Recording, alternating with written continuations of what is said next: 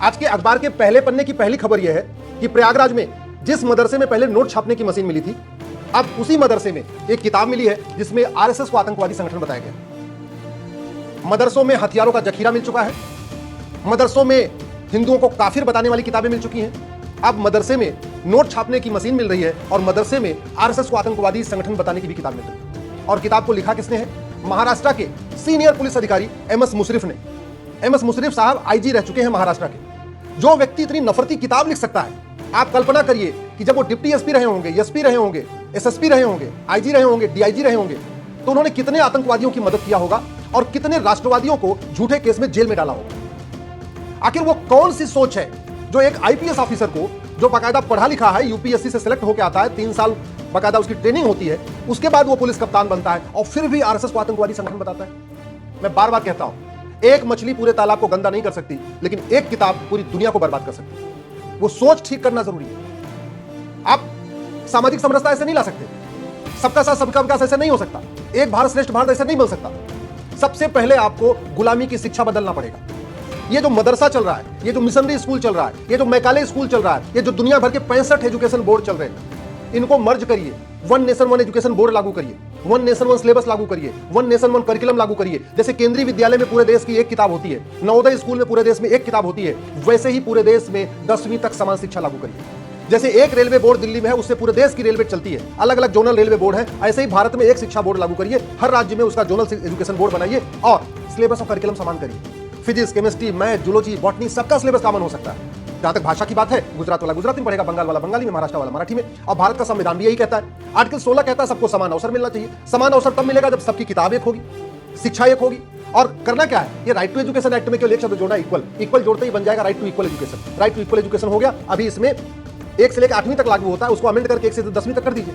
अभी 6 से 14 साल तक लागू होता है, इसको 6 से 16 साल तक कर दीजिए। 16 साल तक की उम्र, बच्चे की जो उम्र होती है ना, वो बहुत कच्ची उम्र होती है। उसमें बच्चे को जो सिखाएंगे वही सीखेगा। अगर आप कहेंगे राष्ट्रवाद आरएसएस आतंकवादी संगठन है, तो सीख जाएगा आतंकवादी संगठन। आप कहेंगे हिंदुओं का त्योहार नहीं मनाना है, तो हिंदुओं से नफरत करना शुरू करेगा। अगर आप उसको स्कूल में पढ़ाएंगे होली मनाना, दिवाली मनाना, दशहरा मनाना, संक्रांति मनाना, भारत की संस्कृति को मनाना, भारत माँ को जय जय बोलना, वंदे मातरम बोलना हराम है, तो वो सीख जाएगा।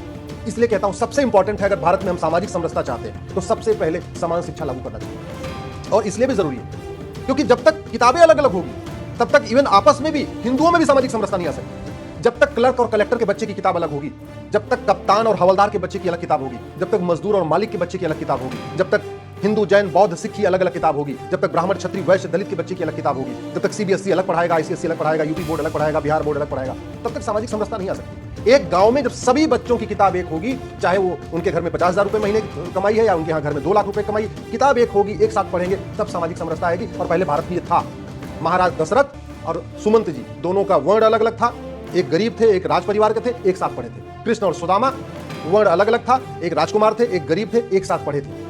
भगवान श्री राम, निषाद राज, वर्ण अलग अलग था, एक गरीब थे, एक राज परिवार के थे, एक साथ पढ़ते थे। पहले भारत में सामाजिक समरसता इसलिए थी क्योंकि स्कूलों में वेद पढ़ाया जाता था, आप रामायण पढ़ाया जाता था, भगवद गीता पढ़ाई जाती, वसुधैव कुटुंबकम पढ़ाया जाता था। अब वो नहीं पढ़ाया जा रहा। भारत के किसी भी मदरसे में वसुधैव कुटुंबकम नहीं पढ़ाया जाता, सर्वमंगल मांगल्य नहीं सिखाया जाता। चाहे मदरसा हो चाहे मिशनरी स्कूल हो, न भारत के बारे में पढ़ाया जाता है, न भारत की संस्कृति पढ़ाया जाता है, न भारत का इतिहास पढ़ाया जाता है, न भारत की परंपरा पढ़ाया जाता है, न भारत का त्योहार पढ़ाया जाता है, न भारत के महापुरुषों के बारे में पढ़ाया जाता है, न जो हमारी प्राचीन परंपरा रही है, जननी जन्मभूमि से स्वर्गादक गरीयसी, नारी तू नारायणी, यत्र नारस्ति पूज्यते रमन्ते तत्र देवता, सर्वमंगल मांगल्ये शिवे सर्वार्थ साधिके, ये नहीं पढ़ाया जाता, न मिशनरी स्कूल में, न मदरसा स्कूल में। और बाकी तो छोड़ो, जो स्टेट बोर्ड है वहां भी नहीं पढ़ाया जाता। फिर सामाजिक समरसता कैसे आई? सामाजिक समरसता खत्म होने का सबसे बड़ा कारण यह है कि भारत में न्याय व्यवस्था सड़ चुकी है। आज तक कन्हैयालाल के हत्यारों को फांसी नहीं हुई, आज तक कमलेश तिवारी के हत्यारों को फांसी नहीं हुई। अब दोनों पक्षों से गवाही चलती रहेगी, दोनों पक्षों से तारीख पे तारीख चलती रहेगी। अब जब तक सजा नहीं हो जाएगी तब तक दोनों पक्ष लड़ते रहेंगे। जब लड़ते रहेंगे तो सामाजिक समरसता कैसे आएगी? भारत में इसलिए भी सामाजिक समरसता नहीं आ रही है, एमएस मुशर्रफ टाइप के लोग झूठा इतिहास लिखते हैं, झूठी कहानियां लिखते हैं, झूठी किताबें लिखते हैं और वो किताब पढ़ाई जा रही। आप कल्पना करिए, ये जो एमएस मुशर्रफ है, जो आईजी रह चुका है, इतनी घटिया किताब लिखा है, इसने राष्ट्रवादी, दुनिया के सबसे बड़े राष्ट्रवादी संगठन को आतंकवादी संगठन बना दिया। क्यों? क्योंकि इसको पता है झूठ बोलना अपराध नहीं है, झूठी बात लिखना अपराध नहीं है, झूठे तथ्यों को तोड़ मरोड़ के लिखना अपराध नहीं, कुछ भी अपराध नहीं, कुछ भी छाप दो।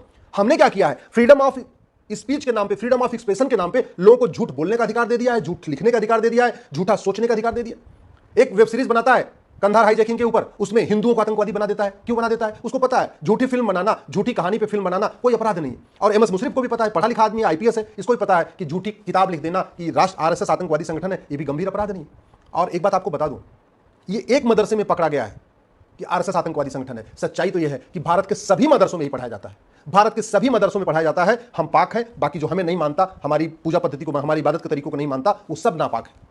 भारत के सभी मदरसों में सिखाया जाता है हिंदू, जैन, बौद्ध, सिख काफिर है। भारत के सभी मदरसों में सिखाया जाता है जो काफिर है उसकी मकान लूटना, उसकी दुकान लूटना, उसका खेत खलिहान पे कब्जा करना ये जायज है। भारत के सभी मदरसों में सिखाया जाता है होली मनाना, दिवाली मनाना, भारत की परंपरा मनाना, भारत का त्यौहार मनाना ये हराम है। भारत के सभी मदरसों में केवल नफरत सिखाई जाती है, नफरत, प्रेम कहीं नहीं सिखाया जाता। कभी होगा, कभी पहले सिखाया जाता रहा होगा, आज तो नहीं सिखाया जा रहा। इसलिए समाधान क्या है? भारत में समान शिक्षा लागू। दूसरा समाधान क्या है? ये 1861 का पुलिस एक्ट चल रहा है, उसके कारण पुलिस सत्ता के गुलाम बनी है। अब आप सोच लीजिए, एक तो पुलिस वैसे सत्ता के गुलाम है, और ये मुशर्रफ जहां का एसपी रहा होगा, जहां का आईजी रहा होगा, जहां का डीआईजी रहा होगा, उसने पुलिस को कैसे कैसे उपयोग किया होगा, उसने कितने निर्दोष लोगों को गलत तरीके से फंसा दिया होगा, और कितने दोषियों को इसने छोड़ दिया होगा। जब ये इतना मजहबी कट्टर आदमी है तो आप कल्पना करिए कितने ड्रग स्मगलरों को इसने छोड़ा होगा, कितने आतंकवादियों को छोड़ा होगा, कितने जिहादियों को छोड़ा होगा, कितने इसने पत्थरबाजों को छुड़वाया होगा, कितने मजहबी उन्माद फैलाने वालों को छुड़वा दिया होगा। जब इतना नफरती आदमी है, आईपीएस होके, आईजी होके किताब लिख रहा है कि आरएसएस राष्ट्रवादी संगठन है, तो जब इसके पास पावर रही होगी, चाहे वो डिप्टी एसपी की या एसपी की या एसएसपी की या डीआईजी की, आईजी की, तो अपने पावर का कैसे दुरुपयोग किया होगा आप खुद कल्पना कर सकते हैं। इसलिए मैं कह रहा हूं समय आ चुका है कि भारत में सबसे पहले भारत का एजुकेशन सिस्टम बदला जाए, दूसरा भारत का पुलिस सिस्टम बदला जाए, तीसरा भारत का जुडिशियल सिस्टम बदला जाए। अब भारत में नार्को पॉलीग्राफ ब्रेन मैपिंग कानून नहीं है कि आप इस मुशर्रफ का, ये जो आईजी है जिसने ये किताब लिखी है, इसका नार्को पॉलीग्राफ टेस्ट करके ये पता करें कि इसने कितने लोगों की मदद किया है, कितने आतंकवादियों की मदद किया, कितने जिहादियों की मदद की, कितने मजहबी उन्मादियों की मदद किया, कितने नशा तस्करों से पैसा ले लेके उनको छोड़ता रहा है, कितने। इसका अगर narco polygraph brain mapping test करिए तब पता चलेगा आईएसआई से इसको कितना पैसा मिलता रहा है, ये किताब लिखने के लिए इसको कितना पैसा मिला है। लेकिन दुर्भाग्यवश हमारे पास कानून नहीं है। हमारे पास झूठी किताब लिखने का, झूठी कहानी लिखने के, लिखना कोई गंभीर अपराध नहीं है। तो मुशर्रफ ने किताब लिख दी, आपने किताब तो पकड़ लिया, मुशर्रफ को सजा मिलेगी क्या? नहीं। अगर हमारे पास ऐसा कानून होता कि ये जो मुशर्रफ है आईजी जिसने ये किताब लिखा है, इसकी 100% संपत्ति जब्त करते, इसकी नागरिकता खत्म करते, इसको आजीवन कारावास फांसी देते, तो आगे से कोई और ऐसी किताब नहीं लिखता। अगर एक बार हम मदरसों में 2-4 जगह छापा मार के ऐसी किताबें पकड़ लें और जिन लोगों ने ऐसी किताबें लिखा है उनको फांसी पे लटका दें, उनकी सिटीजनशिप खत्म कर दें, जो ऐसी किताब पढ़ाते हैं मौलवी उनको फांसी पे लटका दें, उनको आजीवन कारावास दे दें, उनको नागरिकता खत्म कर दें, तो खौफ पैदा होगा। फिर मदरसों में सही किताब पढ़ाई जाएगी, सही चीज पढ़ाई जाएगी। लेकिन कानून का खौफ तो है नहीं। कानून खौफ इसलिए नहीं, हमारे पास कानून ही नहीं है। 18 गुलामी की पुलिस व्यवस्था, गुलामी की न्यायिक व्यवस्था, गुलामी की प्रशासनिक व्यवस्था, भ्रष्टाचार के खिलाफ कोई कठोर कानून नहीं, बेनामी संपत्ति पकड़ने के लिए हमारे पास कोई सिस्टम नहीं, हमने प्रॉपर्टी को आधार से लिंक किया नहीं, हमने कैश लेन देन को रोकने के लिए 100 रुपए से बड़ी नोट बंद किया नहीं, हमने कैश लेन देन को जो काला धन रोकने के लिए जो लोगों को ऐसे लोगों जो फंडिंग होती है, अब ये भी देखना पड़ेगा इस मुशर्रफ को विदेश से फंडिंग हुई है, भारत के अंदर से फंडिंग हुई है, पाकिस्तान से फंडिंग हुई है या खाड़ी देशों से फंडिंग हुई है। अगर इसका नार्को पॉलीग्राफ ब्रेन मैपिंग तो पता चलेगा इसको एफसीआर के जरिए फंडिंग आ रही है, हवाला के जरिए फंडिंग आ रही है, या भारत के अंदर जो जकात इकट्ठा हो रहा है उससे इसकी फंडिंग हुई कैसे, उससे पता चलेगा इसके भारत में कितनी बड़ी बड़ी कोठियां हैं, कितने फार्म हाउस हैं, कितना इसके पास क्या क्या है, उससे पता चलेगा। इसने एक ही किताब लिखी है और भी किताब लिखी है, भी तो पता चलेगा। लेकिन हमारे पास, हमने नार्को पॉलीग्राफ ब्रेन मैपिंग कानून बनाया नहीं। मैं एक बार कह रहा हूं, जब तक शिक्षा में संस्कार नहीं होगा और कानून का खौफ नहीं होगा तब तक भारत में शांति नहीं आएगी, भारत में सामाजिक समरसता नहीं आ सकती है, अशांति चलती रहेगी। बातें करने से सामाजिक समरसता नहीं आएगी। एक भारत श्रेष्ठ भारत बात करने से भारत को विश्व गुरु बनाएंगे, भारत एक भारत श्रेष्ठ बनाएंगे, सबका साथ सबका, ऐसे नहीं आएगी सामाजिक समरसता। सामाजिक समरसता आएगी शिक्षा में संस्कार हो, कानून का खौफ हो, भय बिन होय न प्रीत, सठे साठ्यम समाचरित।